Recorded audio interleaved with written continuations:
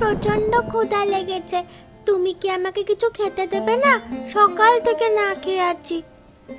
আর একটু ধৈর্য ধরে অপেক্ষা কর মা, তোর বাবা আসলে নিশ্চয়ই বাজার করে নিয়ে আসবে, তারপর রান্না বসাবো। বাইরে খুব বৃষ্টি হচ্ছে, এই বৃষ্টির মধ্যে বাবা কেমন করে বাজার করে আনবে বলো তো? তা নিয়ে তোকে চিন্তা করতে হবে না, তোর বাবা চলে আসবে, তুই একটু ধৈর্য ধর। কিভাবে ধৈর্য ধরবো মা? আমার খুব খিদে পেয়েছে। আমি তো ছোট মানুষ, তোমাদের মতো এমন না খেয়ে থাকতে পারি? এ কি, তুমি খালি হাতে এসেছো? বাজার করে আনোনি? কিভাবে বাজার করে আনবো? বর্ষার মধ্যে কাজ খোঁজার চেষ্টা করছি, কোথাও কাজ পাইনি। কাজ না করলে টাকা পাবো কোথা থেকে বলো? হে, তুমি কি বলছো? এখন মেয়েটা কি খাবে? বাজার না করতে পারো, অন্তত কিছু তো চাল নিয়ে আসতে পারতে। আমি কি করব কিছুই তো বুঝতে পারছি না। কদিন ধরেই বৃষ্টি হচ্ছে, কাজের চেষ্টা তো করে যাচ্ছি, কাজ না পেলে কি করব বলো? মেয়েটা এখন না খেয়ে থাকবে? আমি না হয় বুঝলাম, মেয়েটা কি বোঝে নাকি এত সব? এখন পারি আমি নিজে ভিক্ষা করে আনতে, তাছাড়া তো আর উপায় নেই। তুমি কি বলছো বাবা? তোমাকে ভিক্ষে করতে হবে না, দরকার হলে জল খেয়ে থাকবো। কালকে বিকেলে কিন্তু গ্রামের সব গণ্যমান্য মানুষদের নেমন্তন্ন করেছি, সবাইকে হাঁসের মাংসের দাওয়াত দিয়েছি, সাথে যত রকমের ভোজ রয়েছে সেগুলোও থাকবে। পারবে তো সবকিছু সামলাতে? সব কালকে একদিনে কিভাবে করব সেটাই তো বুঝতে পারছি না। তুমি তো শুধু হাঁসের মাংসের কথাই বলেছিলে। আমি জমিদার মশাই, মেহমানরা শুধু আমার বাড়িতে হাঁসের মাংস খাওয়ার জন্য আসবে নাকি? তাহলে এখন কি করব বলো তো? আমি তোমাকে একটা বুদ্ধি দিতে পারি, সে অনুযায়ী কাজ করলে ভালো হবে হয়তো। কি বুদ্ধি বলো? যেহেতু তোমার এত সব করতে হবে, তাই আমি বলি কি, আজকেই তুমি কিছু কাজ গুছিয়ে রাখো, বাকি কাজগুলো কালকে থেকে শুরু করে দেবে। আরে বাবা, এত ঘুরিয়ে পেঁচিয়ে বলছো কেন? একটু সোজা করে বলো না। তুমি যেসব রান্না করবে সেসব আজকেই কিছুটা করে রাখো, তারপর একটু গরম করে রাখবে। আশা করি কিছু কাজ এগিয়ে রাখলে কালকে আর সময় নষ্ট হবে না। তুমি তো এটা ভালো কথা বলেছো, এটা করলে তো ভালো হয়। তাহলে আমি এক কাজ করি, হাঁসের মাংস রান্না করতে তো বেশি ঝামেলা, সিদ্ধ হতে সময় লাগে, এটা আজকেই রান্না করে রাখি। এমনিতেও বৃষ্টির দিন, ঠান্ডা আবহাওয়ায় ভালোই থাকবে, আর হাঁসের মাংস একটু রেখে খেলেই ভারী মজা লাগে। তুমি তো মাঝে মধ্যে আমাকে ভালো বুদ্ধি দাও দেখছি। আমি সব সময় ভালো বুদ্ধি দিই, তুমি আমার বুদ্ধির কদর বোঝো না। হয়েছে, প্রশংসা করেছি বলে এখন আর মাথায় উঠতে হবে না। কিরে গৌতম, কি খবর? কোনো কাজের খবর আছে নাকি? ভালো ভালো কাজের খবর নেই, তবে একটা খবর আছে, সেটার জন্যই তোর কাছে আসলাম। কি খবর? বল বল বল বল বল বল। আরে জমিদার বাড়িতে বিশাল বড় আয়োজন হচ্ছে, রান্নার ঘ্রাণ নাকি আসলো সেখান থেকে। আস্তে আস্তে দেখলাম সবাই কাজে কমে ব্যস্ত, যদি কিছু হাতে লেগে যায়। এসব তুই কি বলছিস গৌতম? শেষ পর্যন্ত কিনা জমিদার বাড়িতে চুরি করতে যাব? পাগল লেগেছিস নাকি?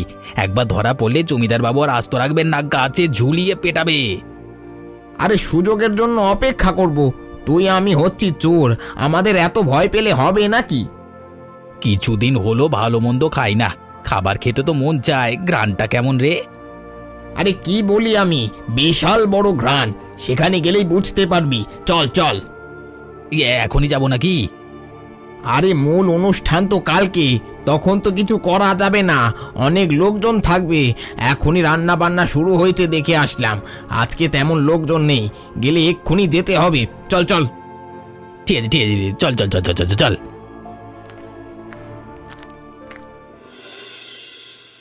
কি চুরি করে এনেছিস রে? আরে এ তো দেখছি বিশাল ঘ্রাণ বের হচ্ছে। আরে তখন কি বলেছি তোকে? তখন তো আমার কথা বিশ্বাস করিসনি, এখন দেখছিস তো। আরে আমার তো জিভে জল চলে এসেছে, ঘ্রাণটা নাকে যেতেই হাড়ির মুখটা খোল না, দেখি কি রয়েছে, দেখি। আরে খুলছি খুলছি, দাঁড়া। এ তো দেখছি হাঁসের মাংস, মজা করে খাওয়া যাবে, দেখতেই কেমন যেন ক্ষুধা বেড়ে গেল। এ কি গৌতম, আকাশের অবস্থা তো ভালো দেখছি না, ঝড় বৃষ্টি আসবে নাকি আবার? তেমনটাই তো মনে হচ্ছে, তাড়াতাড়ি খাওয়া শুরু করে দি, বৃষ্টি আসলে আর একটা ঝামেলা।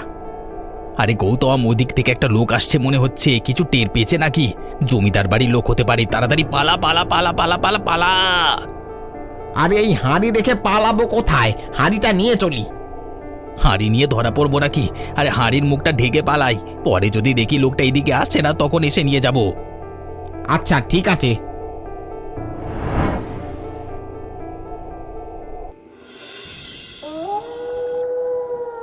মেয়েটার দিকে তাকানো যাচ্ছে না। মা হয়ে চোখের সামনে মেয়েটার এই অবস্থা দেখতে হবে, সেটা জীবনেও কল্পনা করতে পারিনি। এমন অবস্থা দেখার আগে আমার মৃত্যু কেন হলো না? এসব তুমি কি কথা বলছো রাধিকা? এসব কথা মুখে আনছো কেন? তোমার সাথে সংসার করাটাই আমার ভুল হয়েছে। তুমি এমন বাবা, মেয়েটাকে দুমুঠো ঠিক মতো খাবারও এনে দিতে পারো না। তোমার লজ্জা লাগা দরকার। আমি কি করব? আমি তো সব ধরনের চেষ্টা করছি। কিসের চেষ্টা করছো? দরকার হলে চুরি করে আনো, মেয়েটা আবার না খেতে পেয়ে মারা যাবে নাকি? কালকে আমি কিছু করার চেষ্টা করব। তুমি তো এটা 2-3 দিন ধরেই বলছো, কিন্তু করছো তো না। প্রতিদিন বিকেলে বেরো, খালি হাতে ফেরো। 2-3 দিন ধরে বৃষ্টি হচ্ছে, কেউ কাজ দিতে চাইছে না। আমার কি করার আছে? মা, তুমি বাবাকে না, বাবাকে বকলে আমার ভালো লাগে না। বাবা এমনিতেই অনেক কষ্ট করে। কষ্ট করছে না ছাই করছে। ছোট একটা পরিবার, মাত্র 3টে মানুষ, তার মধ্যে আমার মেয়েটা না খেয়ে মরে। খুব ক্ষুধা পাচ্ছে, মাংস খেতে ইচ্ছে করছে। ভাতই জোটে না আবার মাংস। সুকান্ত, কাল পারলে কটা চাল এনো। তুমি এক কাজ করো, তুমি একবার পার্বতী বৌদির কাছে যেও, তিনি যদি একটু সাহায্য করতে পারেন। তিনি অসহায় মানুষ, স্বামী নেই, ছোট একটা বাচ্চা এক হাতে মানুষ করছেন। তিনি বিধবা অবস্থায় আমাদের কি সাহায্য করবেন? তিনি তো মানুষের থেকে হাত পাততে পারেন, নিশ্চয়ই তার বাড়িতে চাল আছে। তুমি একটু যেয়ে দেখো। আচ্ছা ঠিক আছে, আমি যেয়ে দেখব, যদি থাকে নিয়ে আসবো। তবে আপনি একটু চেষ্টা করুন, মানুষের ভরসায় বসে থাকবেন না। কালকে আমি কিছু না কিছু একটা করব, তোমরা চিন্তা করো না। কালকে আমি একটা ব্যবস্থা করেই ছাড়বো, দেখে নিও। করতে পারলেই আমি বাঁচি। রাতে ওদেরকে কথা দিয়ে আসলাম, কিছু একটা ব্যবস্থা করব। ভোর থেকে কাজ খুঁজে চলেছি, কোনো কাজের সন্ধান পাচ্ছি না। কি করব কিছুই বুঝতে পারছি না।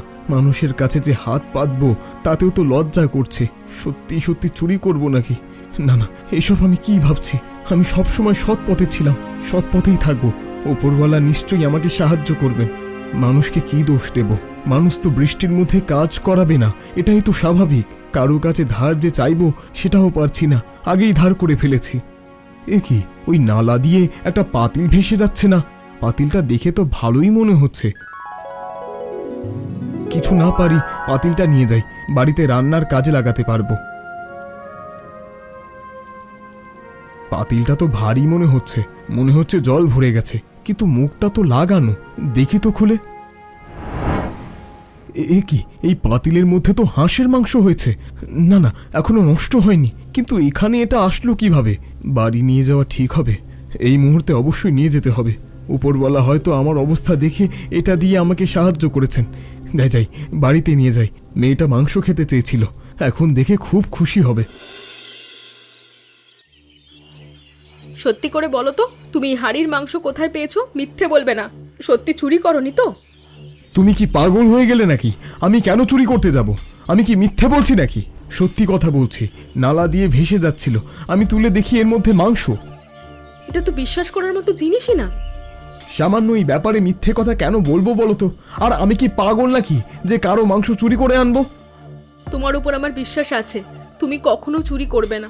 এত খারাপ অবস্থা আমাদের গেছে, তার মধ্যে কখনো চুরি করনি, এখনো করবে না। আরে পার্বতী বৌদি, আসো আসো, বসো। আরে তোমরা খাচ্ছো? এখন আসাটা মনে হয় উচিত হয়নি, পরে আসবো। কি যে বলো না তুমি, তুমি আমাদের আপন মানুষ। তুমি যদি এই কথা বলো তাহলে কি করে হয়? কি জন্য এসেছো বলো? আরে সকাল থেকে যখন চাল দিলাম তখন না তুমি বললে কচুর শাক রান্না করবে, সেটা নেওয়ার জন্যই এসেছিলাম। কিন্তু কচুর শাক তো রান্না করিনি, তবে হাঁসের মাংস আছে। তোমারও তো একটা ছোট বাচ্চা আছে, ওর জন্য নিয়ে যাও। হাঁস কোথায় পেলে? সেসব কথা পরে বলবো তোমাকে। নিশ্চয়ই তোমার মেয়ে কচুর শাকের জন্য বসে আছে। নাও নাও, মাংস নিয়ে যাও, ভাত খাও, বিকেলে গল্প করব। আচ্ছা ঠিক আছে, দাও। মাংস দেখে মেয়েটা খুশি হবে, অনেকদিন মাংস খাইনি।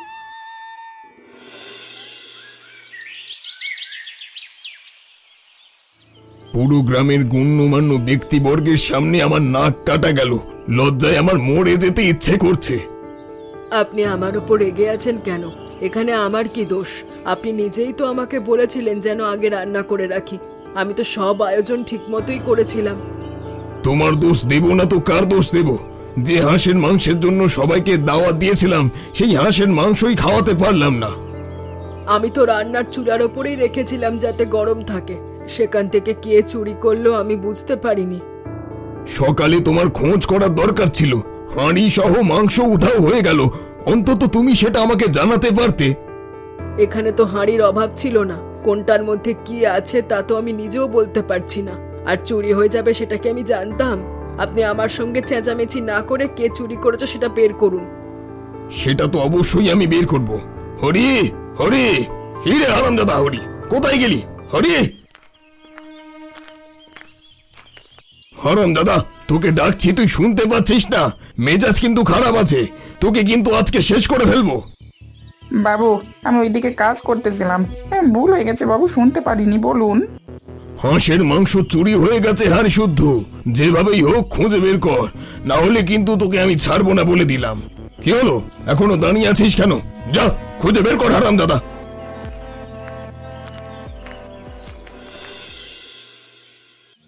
সুকান্তদা, সুকান্তদা বাড়িতে আছো নাকি? বেরিয়ে আসো বলছি সুকান্তদা। কি হয়েছে হরি? এভাবে ডাকাডাকি করছিস কেন? তোমার এক্ষুনি আমার সাথে জমিদার বাড়িতে যেতে হবে। জমিদার বাবু তোমাকে ডেকেছেন। আমাকে জমিদার বাবু ডেকেছেন কেন? কিছু হয়েছে নাকি?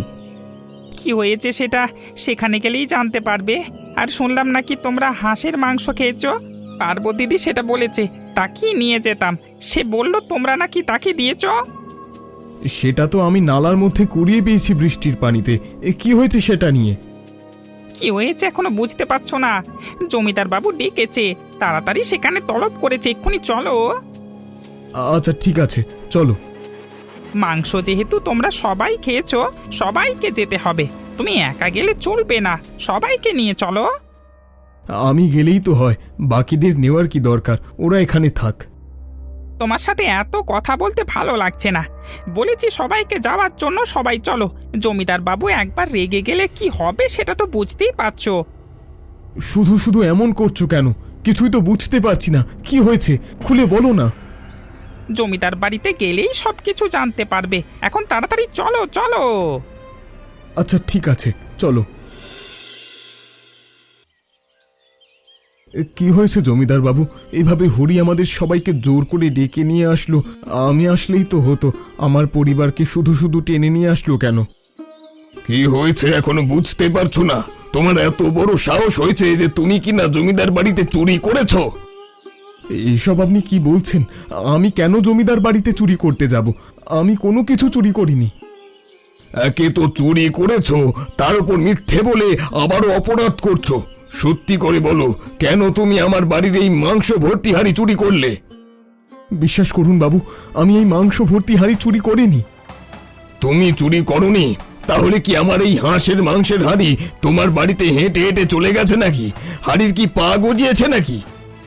বাবু বিশ্বাস করুন, সারা রাত বৃষ্টি হলো, তারপর আমি নালার ধার দিয়ে যাচ্ছিলাম। এই হাঁড়িটি সেই জলে ভেসে যাচ্ছিল, আমি কুড়িয়ে পেয়েছি। তোমার এই কথা কেউ বিশ্বাস করবে বলে আমার মনে হচ্ছে না। মাংস খেতে চাইলে আমাকে বলতে, তোমার জন্য আমার মা নিজ্জত গেছে। ছি ছি সুকান্তদা, তুমি কিনা চুরি করা মাংস আমাদেরকে খাইয়েছো। তোমাকে ভালো ভেবেছিলাম। বিশ্বাস করো। আবারও মিথ্যে কথা। তোমাকে তো শাস্তি দিয়েই ছাড়বো। এই রোদের মধ্যে তুমি সারা রাত রাস্তার ধারে কান ধরে দাঁড়িয়ে থাকবে। যে যাবে তাকেই বলবে তুমি একটা চোর। বাবু আপনি আমাকে ভুল বুঝছেন। তোমার আর কোনো কথা শুনতে চাই না আমি। যেটা বলেছি সেটা করবে, না হলে কি হবে তোমার সেটা তুমি নিজেও কল্পনা করতে পারবে না। আমি বেশি নেবো, কারণ ও বাড়ির সমস্ত খবর আমি তোকে এনে দিয়েছি। সেজন্য অবশ্যই আমার বেশি নেওয়াটাই উচিত। এটা তুই কেমন কথা বলছিস রমেশ? তুই আর আমি সব সময় একসাথে চুরি করি। এর আগে কতবার তো আমি তোকে খবর এনে দিয়েছি, তখন তো তুই আমাকে বেশি দিসনি। তুই যে খবর এনে দিয়েছিলি সেগুলো খুব সামান্য ছোটখাটো খবর। আমি যে খবর এনে দিয়েছি এটা বিশাল বড় খবর। আমি কিন্তু চাইলে তোকে খবর না দিতেও পারতাম। একা যদি সবকিছু চুরি করে নিয়ে আসতাম তখন কি পেতিস? হ্যাঁ, এখন আমি খুশি হয়ে যেটা দিচ্ছি সেটা নিয়ে খুশি থাক। তোর এই কথা আমি কোনোভাবেই মেনে নেব না। আর এত যেহেতু পারিস তাহলে একাই চুরি করতে যেতি। এর আগে একবার একা চুরি করতে গিয়ে ধরা পড়েছিলি, মনে নেই? আমি তোকে বাঁচিয়ে এনেছিলাম, না হলে তো তখনই গণধোলাই খেয়ে মরে যেতি। এমনকি তোর জন্য আমাকেও মার খেতে হয়েছে। এমন করে বলছিস যেন তুই আমার জন্য সব করিস। আমি তোর জন্য কিছুই করি না। আমি কথা বাড়াতে চাই না, সমান ভাগে ভাগ করে আমার ভাগটা বুঝিয়ে দে, না হলে কিন্তু ঝামেলা হবে বলে দিচ্ছি। তুই আমার সাথে ঝামেলা করবি? তুই আমার সাথে শক্তিতে পারবি নাকি? হ্যাঁ, মেরে একদম খাল করে দেবো, চিনি না চিড়ে ফেলবো। আমি তোর সাথে শক্তি দিয়ে না পারলেও বুদ্ধি দিয়ে পারবো। ওই যে জমিদার বাড়ি থেকে হাঁসের মাংস চুরি করেছিলি সেটা কিন্তু জমিদারকে বলে দেব, তখন দেখবি জমিদার তোকে কেমন গাছে ঝুলিয়ে পিঠ লাল করে দেয়। আমাকে জমিদার একা গাছে ঝোলাবে নাকি? সেই মাংস চুরি করবার জন্য জমিদারের নাক কান কাটা গেছে, ঝোলালে তোকেও ঝোলাবে। হারামজাদারা, তোদের এত বড় সাহস! তোরা কিনা জমিদার বাড়িতে চুরি করেছিস, এখন আবারও অন্য বাড়ির জিনিসপত্র চুরি করে সেসব এখানে ভাগ বসেছিস। হ্যাঁ, চল চল এক্ষুনি জমিদারের কাছে চল, তোদের আজকে রেহাই নাই, চল। হিরে হরি, ওদেরকে এভাবে ধরে টেনে নিয়ে এসেছিস কেন? কি হয়েছে? বাবু, ওরা দুজনে গুরুতর অপরাধ করেছে, ওদেরকে শাস্তি দিতেই হবে আপনার। ওরা কি করেছে সেটা তো বলবি। কিরে, তোরা চুপ করে আছিস কেন? বল, কি করেছিস? জমিদার বাবু, ক্ষমা করে দিন, আমরা ভুল করে ফেলেছি, আর করব না। কি করেছে সেটা তো বল। কিছুদিন আগে আপনার বাড়ি থেকে যে হাঁসের মাংসের হাঁড়ি চুরি হয়েছিল সেটা আমরাই চুরি করেছি, কিন্তু খেতে পারিনি। মানুষের ভয়ে রেগে পালিয়ে গেছিলাম। রাতে প্রচণ্ড বৃষ্টি হলো, তারপর আর সেখানে এসে পাইনি। বাবু, শুধু তাই নয়, আমি মাত্র এদেরকে দেখেছি জঙ্গলে চুরি করা জিনিস ভাগাভাগি করছিল। অন্য বাড়িতে ওরা চুরি করেছে। ওদের এত বড় সাহস, ওরা এই কাজ করেছে। আমরা কিনা সুকান্তকে শুধু শুধু শাস্তি দিলাম। আমি তো জমিদার হয়ে অন্যায় করে ফেললাম হরি। জি বাবু, আমারও অন্যায় হয়েছে, এদের জন্যই হয়েছে এমনটা। এক কাজ কর হরি, যাদের বাড়ি থেকে এসব চুরি হয়েছে তাদেরকে ফিরিয়ে দে। এই দুটোকে আগামী 7 দিনের জন্য শাস্তি দিবি। পুরো গ্রাম কান ধরে ঘুরবে ওদের মধ্যে, এবং এরা বলবি এরা চোর, সুকান্ত নির্দোষ। আর এক কাজ কর, সুকান্তকে আসার জন্য খবর দে। কি হয়েছে বাবু, বুঝতে পারলাম না।